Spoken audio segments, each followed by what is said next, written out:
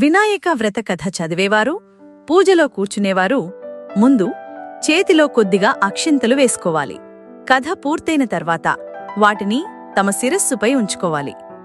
పూర్వం చంద్రవంశానికి చెందిన ధర్మరాజు దాయాదులతో మాయాజూదం వల్ల రాజ్యాన్ని పోగొట్టుకుని భార్యా సోదరులతో వనవాసం చేస్తూ ఒకనాడు నైమిషారణ్యానికి చేరుకున్నాడు.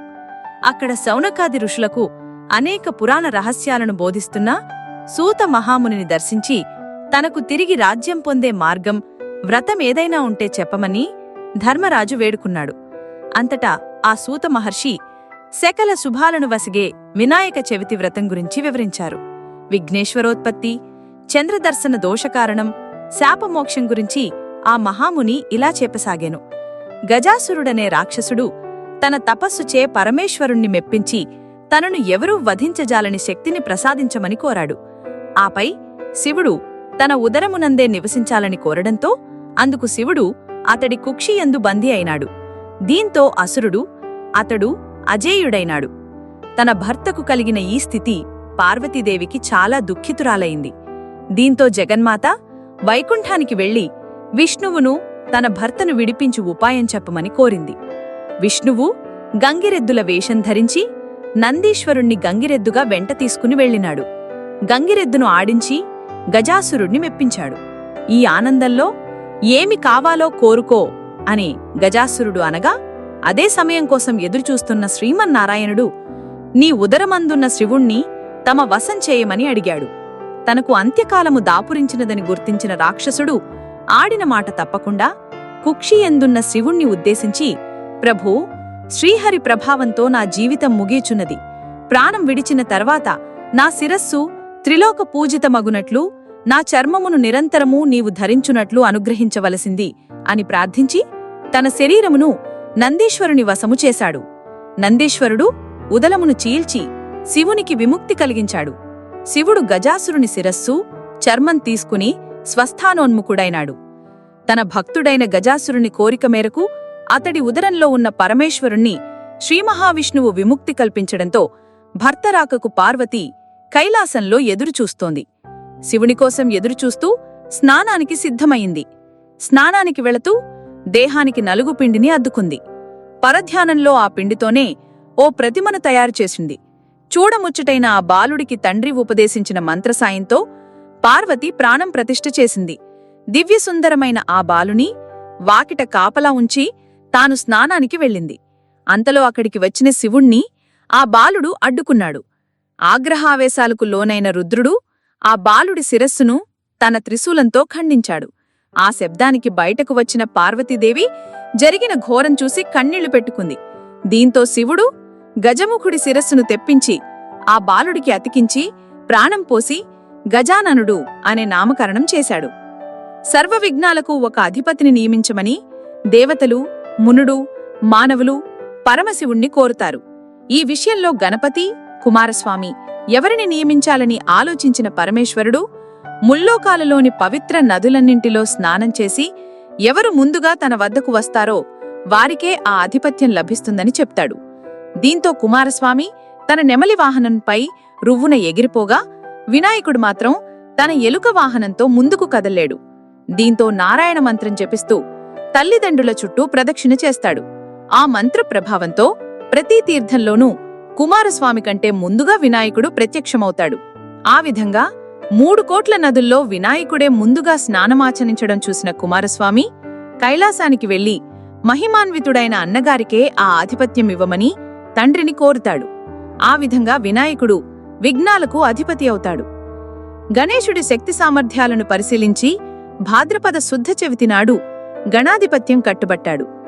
ఆ రోజున తనకు భక్తితో సమర్పించిన ఉండ్రాళ్లు, కుడుములు, పిండి వంటలు, పండ్లను సుష్టిగా తిన్న వినాయకుడు నడవటానికి ఇబ్బంది పడుతూ కైలాసం చేరుకున్నాడు.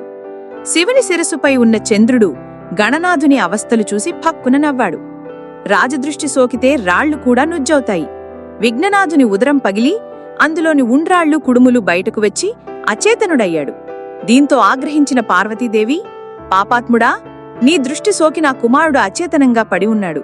కాబట్టి నిన్ను చూసి వారు పాపాత్ముడై నీలా నీలాపి నిందలు పొందుదురుగాక అని శపించింది. పార్వతీదేవి చంద్రునికి శపించిన సమయంలో సప్తఋషులు భార్యలతో కలిసి యజ్ఞం చేస్తున్నారు. అగ్నిదేవుడికి ఋషిపత్నుల మీద మోహం కలిగింది. కోరిక తీరక శపిస్తారేమో అనే భయంతో అగ్ని క్షీణించసాగాను. భర్త కోరిక తెలుసుకున్న స్వాహాదేవి ఋషిపత్నుల రూపంలో అగ్నిదేవుణ్ణి చేరింది. అగ్నిదేవునితో ఉన్నది తమ భార్యలేనను భ్రమింపడిన సప్తఋషులు వారిని విడిచిపెట్టారు. శపగ్రస్తులైన చంద్రుణ్ణి చూడటం వలనే ఋషుల భార్యలు నీలాపినిందలకు గురయ్యారని దేవతలు గ్రహించారు. వీరందరూ బ్రహ్మదేవునితో కలిసి కైలాసానికి వెళ్లారు. మరణించిన విఘ్నేశ్వరుణ్ణి బ్రహ్మదేవుడు తిరిగి బతికించాడు. తర్వాత పార్వతీదేవితో, అమ్మా, నీవు చంద్రునికి ఇచ్చిన శాపం వలన ఆపద కలిగింది, కావున శాపాన్ని ఉపసంహరించుకో అని కోరాడు.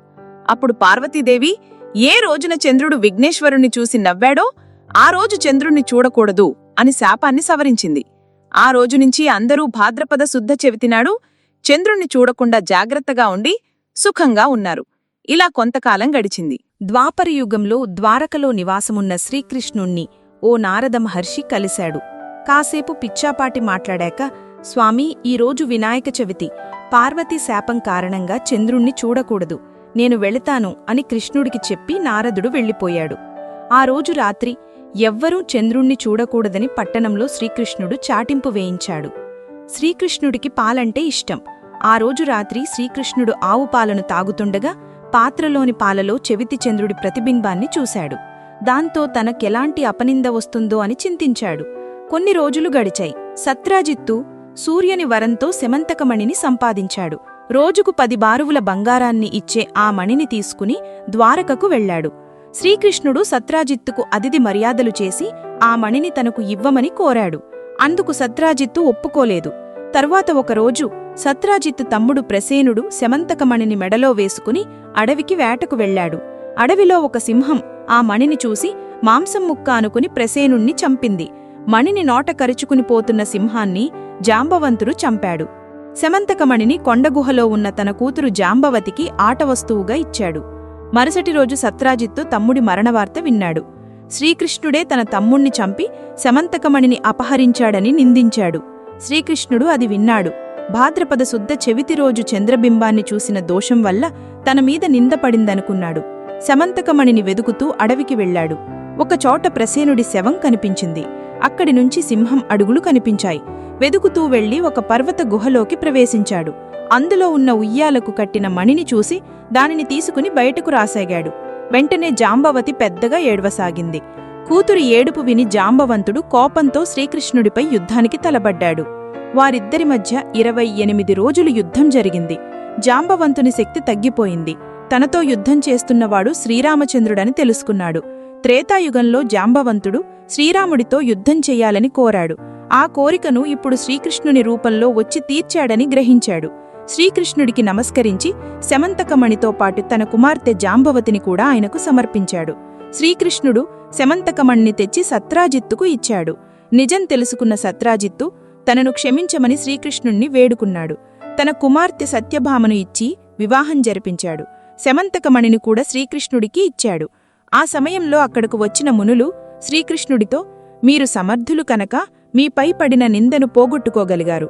మావంటివారికి ఏది గతి అన్నారు. భాద్రపద శుద్ధ చెవితినాడు యథావిధిగా వినాయకుని పూజించి ఈ శమంతకోపాఖ్యానాన్ని మిని అక్షతలను తలపై వేసుకున్నవారికి ఆ రోజు చంద్రదర్శనమైనా కూడా అపనిందలు కలగవు అని శ్రీకృష్ణుడు చెప్పాడు. ఆనాటినుంచి ప్రతి సంవత్సరం భాద్రపద శుద్ధ చవితి రోజు దేవతలు, మహర్షులు, మనుష్యులు తమ శక్తికి తగినట్లుగా గణపతిని పూజించి తమ కోరికలు తీర్చుకుంటున్నారు. ఈ కథను చదివిగాని వినిగాని తలపై అక్షతలను వేసుకుని వినాయక వ్రతాన్ని ముగించాలి. చివరగా వినాయకుని ఎదుట వీలైనన్ని గుంజీలు తీసి సాష్టాంగ నమస్కారాలు చెయ్యాలి. కథ పూర్తయిన తరువాత స్వామికి మంగళహారతులు ఇవ్వాలి. అనంతరం ఉద్వాసన మంత్రం చెప్పుకోవాలి.